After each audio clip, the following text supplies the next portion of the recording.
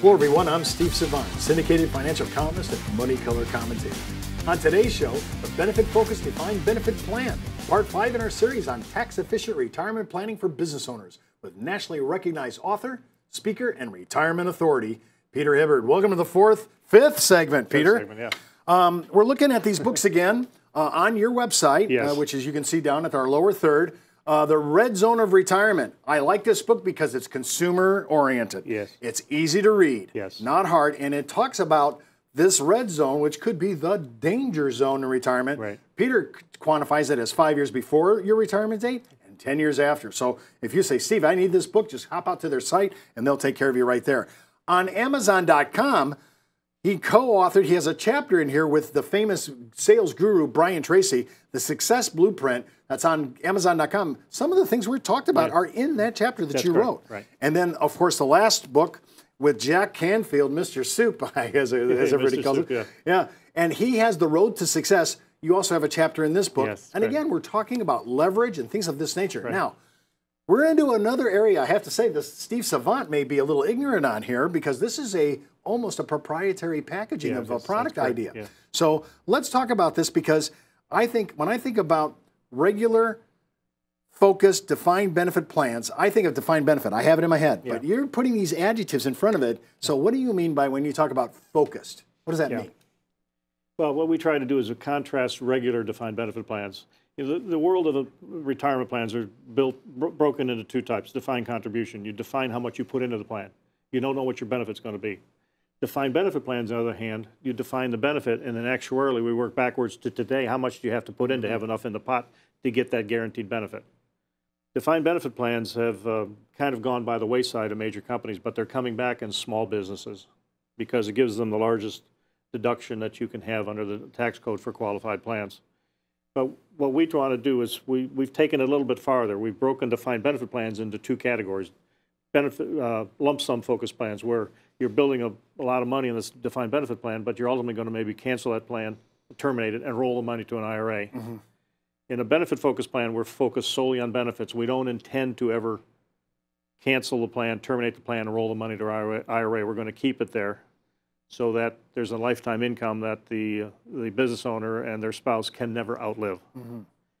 And when we do that, we also create a much larger tax deduction because we're adding some additional benefits that are not traditional defined benefit plans. We're actually adding a pre-retirement death benefit and a post-retirement death benefit in addition to creating a pot of money for the retirement income. So by adding these additional benefits that most actuaries aren't trained on, gives us a lot of leverage. And you have to do you have your own actuaries in-house that have to do this. Yeah, and the one for the benefit focus plan here, I use a consulting actuary out of Pittsburgh named Charlie, who's he was designing retirement plans back in the 50s and 60s, and he knows a lot of the old rules that are still on the books.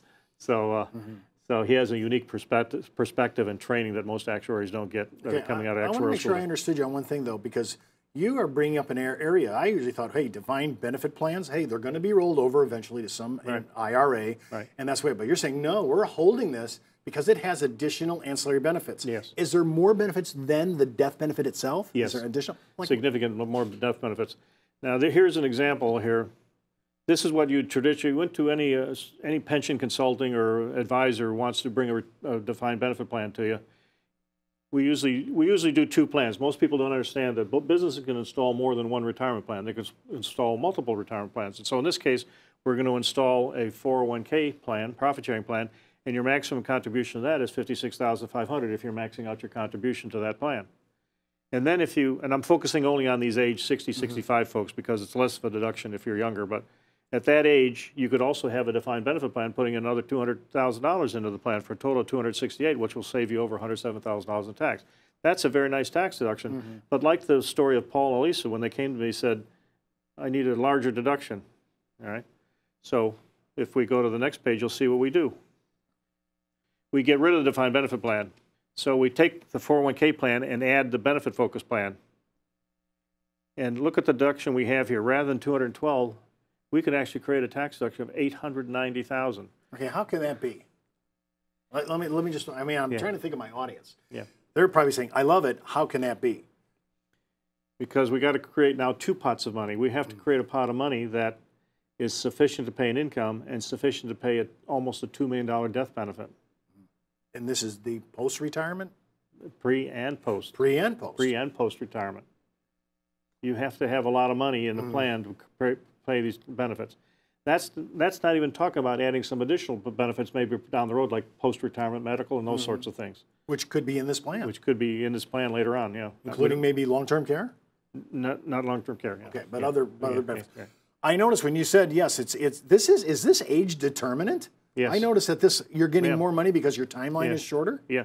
Wow. Yeah, but look at here, 45-year-old, we could put in almost $380,000 in addition to what he's put in the 401k. And obviously the difference between these numbers is the catch-up contribution when you hit age 50. But look at the kind of, even a 35-year-old, I can get $136,000, where in a traditional DB plan, I could only get $58,000. So by adding these, being benefit focused on the benefits, what it can do for you, and this is not talking about the estate, business succession, or the income tax benefits. This is just on the contributions. Okay, so when I'm adding these ancillary benefits to it, the code supports this kind of high deduction. That's a serious jump from 212 to 890. Yeah. I mean, your people that are between 6 and 65, they may be in their prime earning years. Yes. I mean, you're heading into retirement. This is your golden years. You've been making more money in the last 5, 10 years. This is a huge time to look at this. Yeah. But what I haven't talked about here is most business owners want to know, look, what happens if I have a bad year? So when we price this out, we show them a maximum and a minimum. We give them a minimum. The minimum on that case might have been, he could drop to 100,000 rather than 890. So we give them goalposts that they can deal with in terms of their contributions, a low and a high one. So in a may I ask, Sure. in a situation like this, was that the highest based on his 212 and adding? Okay, what was the low threshold then? If he decided, hey, I had a bad year. Maybe 80, maybe 100 grand. Okay, so the spread is pretty substantial. Yeah, right. I mean, 212 to 100 grand, right? 80 to 100 grand, that's pretty big. Okay, so he has an out, or at least a reduced out. He has a reduced out, but he's got another out. Retirement plans, you possess as a business owner the power of the pen to amend the plan, to change the benefit formula, to bring these contributions down. You have the power of the pen to terminate the plan. There's nothing that mandates that you have to keep a plan in place. Okay, or that you can't change the benefits. That's usually the debate with defined benefit plans. You know, I have to stick it out until I'm done, and whether I make money or not, I got to fund it. But you're saying there's flexibility here. There's very much there's a lot of flexibility that most people don't understand. So, okay, so in your traditional defined benefit plan with a death benefit focused ancillary benefit, do most of your clients like the idea that the death benefit's in there? Is that death benefit then, because is it in a qualified plan, is that taxable at death? It is not. Now, how did that happen? Yeah, let me tell you how that happened. Well, each year we report, the only downside of this thing, is a very minor downside, is that since we got a tax-free entity providing a death benefit to you, there's a value to that the IRS determines, and so we have to report the economic benefit of that. So this individual may have to report $1,000, $2,000 of income that year to get an $890,000 tax deduction based upon the economic benefit, the value of that death benefit. So this benefit has a quantitative value to the IRS. Right. That's like getting some kind of extra benefit in a revenue if they're getting income. But you're saying a couple grand? Yeah, a couple, $3 grand maybe. I think I'll pay it. Yeah. Right. Yeah. Okay, so in your defined benefit, when you approach people with this, do they like the ability to get a deduction going from 212 to 890? Because not only is it the death benefit income tax free, but it's also estate tax free, because this is why. One of the very unique things about this is our documents that are approved by the IRS. Any retirement plan you've ever been familiar with, or any of our clients have ever been familiar with, you have to fill out a beneficiary form, don't you? You can't fill out a beneficiary form in this plan. The beneficiary arrangements are hardwired into the plan documents. In the event of death, under ERISA, you have to offer the spouse the death benefit, right? We expect in most of our business owner clients that the spouse will disclaim that, because guess who the second beneficiary is under the plan documents? The children. A trust, a trust established by the, so the death benefit, so if the spouse disclaims, and let's assume it's a female, she disclaims, then the trustee then has to go to the second beneficiary, and if there's a trust there, then we have the money paid into the trust, and that's now outside the estate of both. And there's no transfer cost from the plan, even to the trust. Right. Now, if the client fails to set up a trust, guess what's next? Children, and then the fourth is the estate. But if we do our proper planning, we're going to have a disclaimer. More likely than not, it's going to go to the trust, so we have an income tax-free benefit and an estate tax-free benefit. Okay, so the only real bit of castor oil that I have to take is this economic benefit tax, which did not sound like a lot, a couple grand. A couple, $3,000. You get into your 70s, it might be $5 to $10 grand, but so it's a little bit more significant. But in terms of the benefits you've got, it's peanuts. Are you allowed to use a second to die, 2 lives on one contract on this? Yes.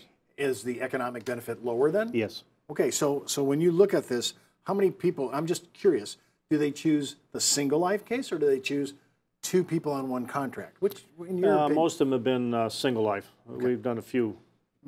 Yeah, and we can actually make the deduction larger than that by using a different IRS table, 74307 allows us to have a larger death benefit, but this is just assuming a standard death benefit has to be reasonable under the tax And are code. you using the same life insurance chassis? Yes. Okay, No, we're using whole life on this one. Yeah. On this one. So there's reasons to use different chassis depending upon the plan. Yeah. Wow. Listen, I want to thank Peter for sharing the series on the efficient retirement planning for business owners. And keep in mind, before moving forward with any of the ideas on our show, always check with your tax consultant, legal counsel, or your financial advisor. You've been watching Steve Savant's Money, the name of the business.